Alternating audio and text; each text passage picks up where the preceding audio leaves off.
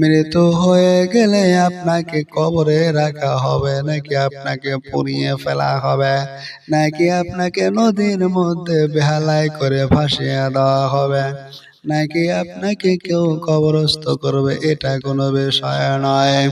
বিষয় হলো আপনাকে যদি জঙ্গলার মধ্যে কোনো হিংস্র প্রাণী খেয়ে ফেলে দেয়, আপনাকে যদি আগুনের মধ্যে পড়েও ফেলে দেয়, আপনাকে যদি কবরস্থ যদি করা হয়, এক কথায় এগুলো কোনো সাবজেক্ট, কোনো বিষয় নয়।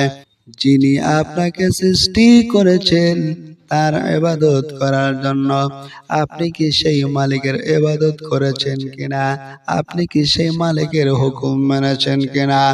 যদি আপনি সেই মালিকের হুকুম যদি না মেনে থাকেন, তাহলে আপনাকে পরে ছাই বানিয়ে দিলেও কোনো লাভ হবে না, আপনাকে কবর দিলেও কোনো লাভ হবে না। আপনি মালিকের হুকুম মানেন নাই, আমার আল্লাহ তাআলা আপনাকে কিন্তু ধরবে। আমার আল্লাহ তাআলা মানুষকে এক ফোঁটা বীর্য পানি থেকে কিন্তু সৃষ্টি করেছেন, এমন ভাবে সৃষ্টি করেছেন যেখানে আপনার কোনো নিশানা ছিল না, যেখানে আপনার কোনো চিহ্ন ছিল না, এমন জায়গা থেকে আল্লাহ তাআলা আপনাকে সুন্দর একটি মানুষ বানিয়েছেন। আমার ভাইরা আমার, অথচ আপনাদের মধ্যে যাহারা আল্লাহ তাআলাকে না স্বীকার করে, আল্লাহ তাআলাকে যারা স্বীকার করে না, এই শ্রেণীর ব্যক্তিরা মনে করে আখিরাত বলতে কিছু নাই, আমাদেরকে তো আর আল্লাহ তাআলা খুঁজে পাবে না, পড়া ছাই বানিয়ে দিলে।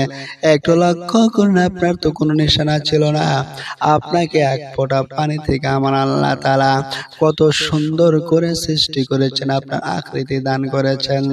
অথচ সেই আল্লাহ তাআলা যিনি বিশাল আসমান সৃষ্টি করেছেন, যিনি বিশাল জমিনটা পানির উপরে ভাসমান রেখেছেন, যিনি বিশাল আসমানটা খুঁটিবিহীন ঝুলন্ত অবস্থায় রেখে দিয়েছেন, যিনি আপনার বডির মধ্যে রক্ত চলাচলের ব্যবস্থা ছোট্ট ছোট রোগের দ্বারা সাহায্য করলেন, যিনি আপনাকে এই ব্রেনের মধ্যে হাজারো ডাক্তাররা গবেষণা করেছে মাথার ব্রেনকে নিয়ে, তারা গবেষণা করে কিছুই বের করতে পারে নাই।